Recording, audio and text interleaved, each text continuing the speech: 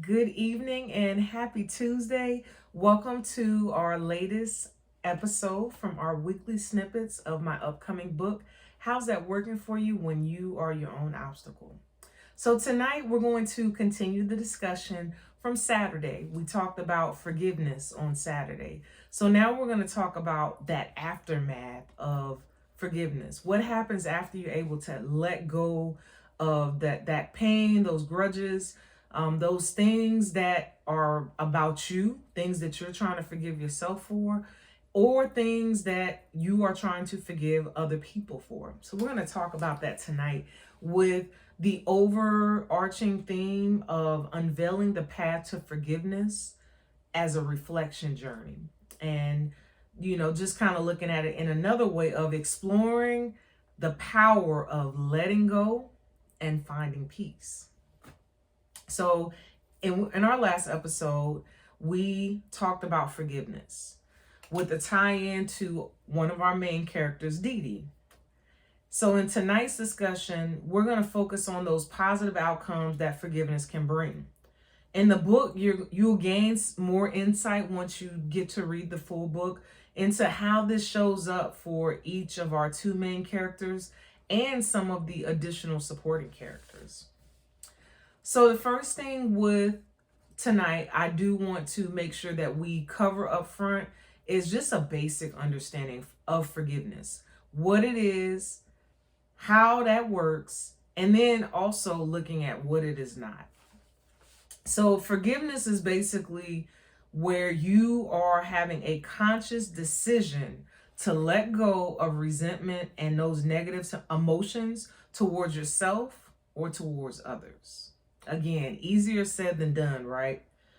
So, forgiveness, what it involves is it involves accepting the reality of what happened and then being able to find a way to move forward despite that pain from what happened.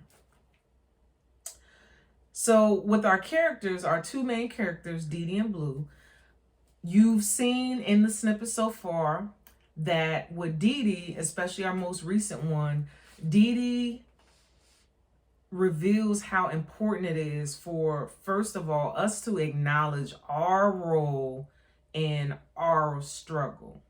Our role in our struggle. Our role in our struggle, right? So in our last episode, we got a glimpse of Dee Dee and her realization that she was her own obstacle. Her role in her own struggle was that she was her own obstacle. So with our journey towards self-forgiveness, it can lead to a newfound freedom and the ability to embrace life without the burdens of those mistakes of the past, because those have already happened. They're done. What are we going to do to move forward? With Blue's journey in some of our previous videos, we got to see more of the insight from her perspective and her experiences, particularly regarding love and being vulnerable, and her being able to forgive herself for some of those past decisions that may have impacted her relationships as far as romantically, and just kind of being able to move forward through those past decisions, those shoulda, coulda, wouldas, and to actually be able to appreciate what was right in front of her. So with it, we want to be more open so that that openness can contribute to growth. And part of that being open is sometimes being a little vulnerable. And that's going to help empower us to find that true love and happiness, as you'll see in the book that occurs with Blue in particular. So with it, 4 things that I do want to just kind of go over briefly before we close out tonight's weekly snippet. The first thing is the power of self-forgiveness. The second thing is forgiving others. The third is the ripple effect. And that one is oh my goodness, that's one of my favorite ones. And then the last one, the encouragement to forgive. So with the power of self-forgiveness, there can be a liberating impact of forgiving yourself And that can lead to that inner peace, that self-acceptance, and also that self-confidence. Self-forgiveness is helping with that personal growth. It's allowing you to learn from the past, from those errors, so that you can make better choices for the future. With forgiving others, we have to look at what are some of those positive impacts of forgiving others.